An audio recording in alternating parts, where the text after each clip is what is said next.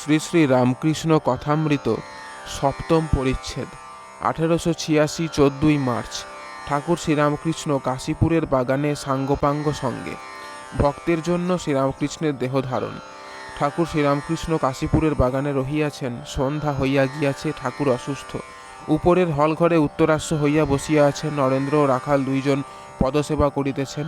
মণি কাছে বসিয়া আছেন। ঠাকুর ইঙ্গিত করিয়া তাহাকে পদসেবা করিতে বলিলেন। মণি পদসেবা করিতেছেন। আজ রবিবার 18ই মার্চ 1886, 2রা চৈত্র, ফাল্গুন শুক্লা নবমী। গত রবিবারে ঠাকুরের জন্মতিথি উপলক্ষে বাগানে পূজা হইয়া গিয়াছে। গত বর্ষে জন্ম মহোৎসব দক্ষিণেশ্বর কালীবাড়িতে খুব ঘটা করিয়া হইয়াছিল। এবার তিনি অসুস্থ। ভক্তেরা বিষাদ সাগরে ডুবিয়া আছেন। পূজা হইল, নামমাত্র উৎসব হইল। ভক্তেরা সর্বদাই বাগানে উপস্থিত আছেন ও ঠাকুরের সেবা করিতেছেন। শ্রী শ্রী মা ওই সেবায় নিশিদিন নিযুক্ত। ছোকরা ভক্তেরা অনেকেই সর্বদা থাকেন। নরেন্দ্র, রাখাল, নিরঞ্জন, শরৎ, বাবুরাম, যোগিন, কালী, লাটু প্রভৃতি। বয়স্ক ভক্তেরা মাঝে মাঝে থাকেন ও প্রায় প্রত্যহ আসিয়া ঠাকুরকে দর্শন করেন বা তাহার সংবাদ লইয়া যান। তারক, সিঁথির, গোপাল ইহারা সর্বদা থাকেন। ছোট গোপালও থাকেন। ঠাকুর আজও বিশেষ অসুস্থ। রাত্রি 2 প্রহর। আজ শুক্লপক্ষের নবমী তিথি। চাঁদের আলোয় উদ্যানভূমি যেন আনন্দময় হইয়া রহিয়াছে। ঠাকুরের কঠিন পীড়া, চন্দ্রের বিমল কিরণ দর্শনে ভক্ত হৃদয়ে আনন্দ নাই।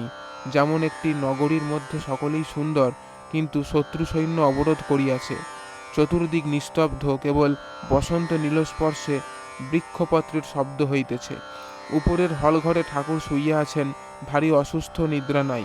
2-1টি ভক্ত নিঃশব্দে কাছে বসিয়া আছেন। কখন কি প্রয়োজন হয়।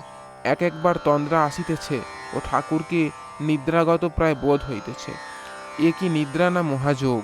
যস্মিন স্থিত ন দুঃখেন গুরুনানি বিচাল্যতে। এ কি সেই যোগাবস্থা? মাস্টার কাছে বসিয়া আছেন। ঠাকুর ইঙ্গিত করিয়া আরও কাছে আসিতে বলিতেছেন। ঠাকুরের কষ্ট দেখিলে পাষাণ বিগলিত হয়। মাস্টারকে আস্তে আস্তে অতি কষ্টে বলিতেছেন, তোমরা কাঁদবে বলে এত ভোগ করছি।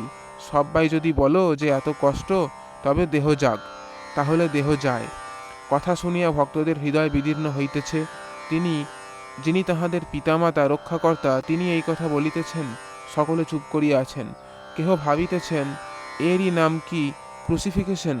ভক্তের জন্য দেহ বিসর্জন। গভীর রাত্রি। ঠাকুরের অসুখ আরও যেন বাড়িয়াছে। কি উপায় করা যায়? কলিকাতায় লোক পাঠানো হইল। শ্রীযুক্ত উপেন্দ্র ডাক্তার আর শ্রীযুক্ত নবগোপাল কবিরাজকে সঙ্গে করিয়া গিরিশ সেই গভীর রাত্রে আসিলেন। ভক্তেরা কাছে বসিয়া আছেন। ঠাকুর একটু সুস্থ হইতেছেন। বলিতেছেন, দেহের অসুখ তা হবে, দেখছি পঞ্চভূতের দেহ। গিরিশের দিকে তাকাইয়া বলিতেছেন, অনেক ঈশ্বরীয় রূপ দেখেছি, তার মধ্যে এই রূপটিও, মানে নিজের মূর্তি দেখেছি। জয় ঠাকুরমা স্বামীজি।